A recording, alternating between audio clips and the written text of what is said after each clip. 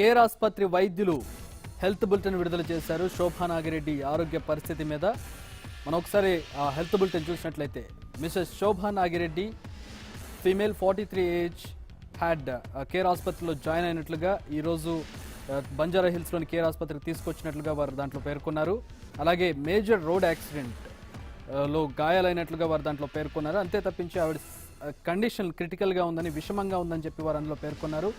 Under intensive monitor ఐసీయూలో ఆమెకి వైద్య చికిత్స అందిస్తున్నట్లు పేర్కొన్నారు. అంతేగాని ఆవిడ వైటల్స్ ఏ విధంగా ఉన్నాయి, ఆవిడ ఆరోగ్య పరిస్థితి ఏ విధంగా ఉందనేది క్లుప్తంగా మాత్రమే వివరించారు. పూర్తి వివరాలతో వారు బులెటిన్ విడుదల చేయలేదు. మనం దీంట్లో చూసినట్లయితే ఆవిడ పరిస్థితి ఇంకా విషమంగానే ఉంది, ఐసీయూలో చికిత్స అందిస్తున్నాం. ఇది మాత్రమే ఆవిడ ఆరోగ్య పరిస్థితికి సంబంధించి కేర్ ఆసుపత్రి వైద్యులు హెల్త్ బులెటిన్ విడుదల చేశారు. ఉదయం నుంచి కూడా అక్కడ ఒక భావోద్వేగ పరిస్థితి నెలకొని ఉంది. వైసీపీ శ్రేణులు కావచ్చు, ఆవిడ అభిమానులు కావచ్చు, కార్యకర్తలు కావచ్చు, అక్కడ అందరూ కూడా కేర్ ఆసుపత్రికి చేరుకుంటూ ఉన్నారు. కార్యకర్తలు, నేతలు అందరూ కూడా పరామర్శకు వెళ్తూ ఉన్నారు.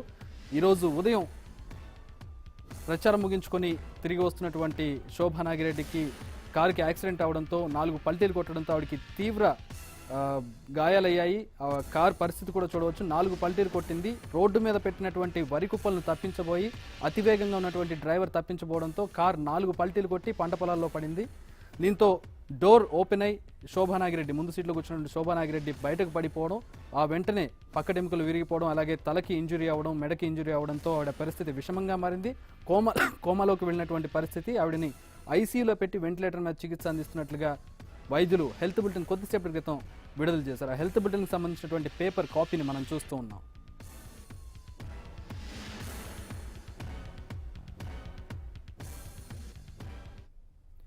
కేర్ ఆసుపత్రిలో చికిత్స పొందుతున్న శోభా నాగిరెడ్డిని వైసీపీ కార్యకర్తలు, నేతలు పరామర్శిస్తూ ఉన్నారు. వైసీపీ నేత లక్ష్మీ పార్వతి కొద్దిసేపటి క్రితం పరామర్శించారు. శోభ పరిస్థితి ఇంకా విషమంగానే ఉన్నట్లు తెలిపారు. వైద్యులు మెరుగైన చికిత్సను అందిస్తున్నారని, అమెరికన్ డాక్టర్ల సలహాలు కూడా తీసుకుంటున్నట్లు తనతో వైద్యులు చెప్పినట్లు లక్ష్మీ పార్వతి తెలిపారు.